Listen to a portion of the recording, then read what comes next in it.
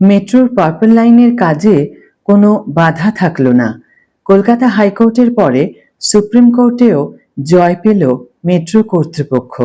তবে শুধু সেটাই নয়, পার্পল লাইন নিয়ে আরও একটি সুখবর পেল দায়িত্বপ্রাপ্ত এজেন্সি রেল বিকাশ নিগম লিমিটেড অর্থাৎ RVNL। Hi everyone, welcome back to my channel অঞ্জনার ব্যঞ্জনা। বন্ধুরা, তোমাদের সকলকে আমার এই ছোট্ট ইউটিউব চ্যানেলে স্বাগত জানাই। কলকাতা মেট্রোর পার্পল লাইনের কাজের জন্য অর্থাৎ জোকা থেকে এসপ্ল্যানেড হয়ে ইডেন গার্ডেন্স এই এলাকার মেট্রোর পার্পল লাইনের কাজের জন্য 8 সপ্তাহের মধ্যে ডায়মন্ড হারবার রোড ইকবালপুর ক্রসিংয়ে অবস্থিত বাড়ি খালি করার নির্দেশ দিল সুপ্রিম কোর্ট। সেই সঙ্গে কলকাতা হাইকোর্টের নির্দেশকে চ্যালেঞ্জ করে যে স্পেশাল লিভ পিটিশন অর্থাৎ SLP দাখিল করা হয়েছিল তাও খারিজ করে দিয়েছে শীর্ষ আদালত। সুপ্রিম কোর্টের নির্দেশের ফলে সংশ্লিষ্ট বাড়িটি ভেঙে ফেলা হবে আর নেপালের কনস্যুলেটকে সরিয়ে নিয়ে যাওয়া হবে। আসলে 14.4 কিলোমিটারের পার্পল লাইনের কাজের জন্য ওই অংশে জমির প্রয়োজন ছিল কলকাতা মেট্রো কর্তৃপক্ষের, কিন্তু সেটি নিয়ে জট তৈরি হয়েছিল। সেই জট প্রথমে কেটে যায় হাইকোর্টের ডিভিশন বেঞ্চের রায়ে, আর এবার সুপ্রিম কোর্টের নির্দেশে মেট্রোর মুখে হাসি ফুটবে।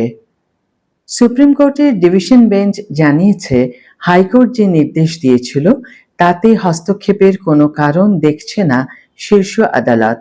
বিশেষত ওই বাড়ির যিনি মূল মালিক তার কোনো আপত্তি নেই, আর আর্থিক ক্ষতিপূরণ গ্রহণ করতেও রাজি হয়ে গিয়েছেন তিনি।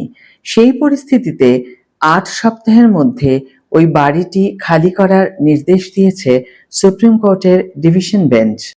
সেই জয়ের মধ্যেই পার্পল লাইন নিয়ে আরও একটা সুখবর পেয়েছে মেট্রো কর্তৃপক্ষ।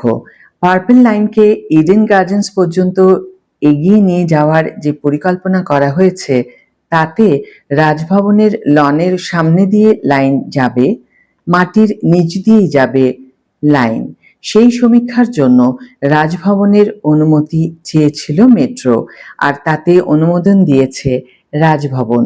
ইতিমধ্যে সমীক্ষাও হয়ে গিয়েছে।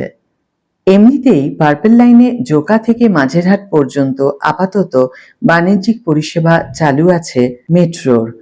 মাটির উপরে মোট 8টি স্টেশন থাকছে। মোমিনপুর স্টেশন মাটির উপরে থাকবে, তারপর পাতালে প্রবেশ করবে মেট্রো। সেখানে 5টি আন্ডারগ্রাউন্ড স্টেশন থাকবে: Khidirpur, Victoria, park street, Esplanade এবং ইডেন গার্ডেন্স। ইডেনের 1 নম্বর গেটের উল্টো দিকে সেই স্টেশন তৈরি করার পরিকল্পনা আছে। আজকের ভিডিও এখানেই শেষ করছি বন্ধুরা। ভিডিওটি যদি কার্যকর বলে মনে হয়ে থাকে তাহলে অবশ্যই একটা ছোট্ট করে লাইক দিও, শেয়ার করো বন্ধুদের সাথে, কমেন্ট করে জানিও তোমাদের মতামত। যারা এখনো আমার চ্যানেলটিকে সাবস্ক্রাইব করোনি তারা অবশ্যই চ্যানেলটিকে সাবস্ক্রাইব করে আমার পাশে থেকো, আর যারা অলরেডি সাবস্ক্রাইব করে দিয়েছো তাদের জন্য আমার অনেক ভালোবাসা এবং অনেক ধন্যবাদ। আজ তাহলে বিদায় বন্ধু, দেখা হবে পরের ভিডিওতে। ভালো থেকো, সুস্থ থেকো, সঙ্গে থেকো।